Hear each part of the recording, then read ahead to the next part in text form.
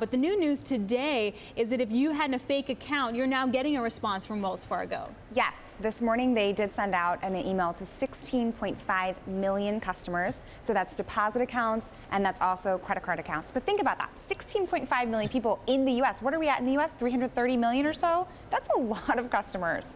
It really is. And then that all sort of comes on the heels of then Mr. Stump going to Washington next week. What's going to be the conversation on Capitol Hill? I feel like you might see some senators who have heard, maybe will hear from these constituents asking questions, and that sort of provides this fodder to the senators who can say, well, look, this is a real problem that's affecting Americans. Tell us about this. How did it happen? Why did you let it happen for so long? Because I think we have to remember, too, this is something that's gone back to 2011, and the rectifications that at least we're seeing publicly are only happening now.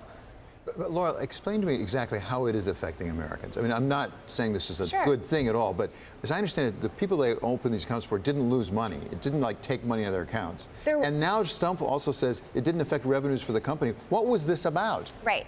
I think for regulators and probably then for senators as well, the effect is the idea that you had this, what regulators have called a fraudulent account, something that was taken out in your name. In some cases, their money was transferred to a different account without their permission. Now, I don't think that happened for everyone, but it was something that happened. Some people have had their credit scores impacted because there was a credit card opened. There are also instances, though, where employees just kind of opened these fake accounts that were in their name and their email address to Wells Fargo. So there's a little bit of detail that I think we need to understand here.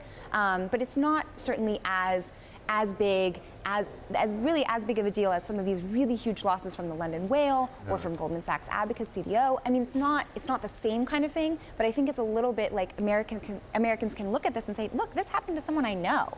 And David, to your point, the idea that Wells Fargo is relatively unscathed throughout all the other scandals that we saw engulf other banks, this was kind of the bank to beat, right? It was the biggest bank in the U.S., and now that is really that label coming under some scrutiny. Absolutely, and particularly John Stump, the CEO, who was really Mr. Clean. He was held up as the emblem of what you should be as a banker, Laura. Right, preeminent retail banker. And where does that stand now?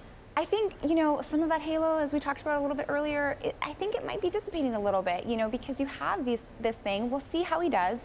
It's next week is going to be quite a big week.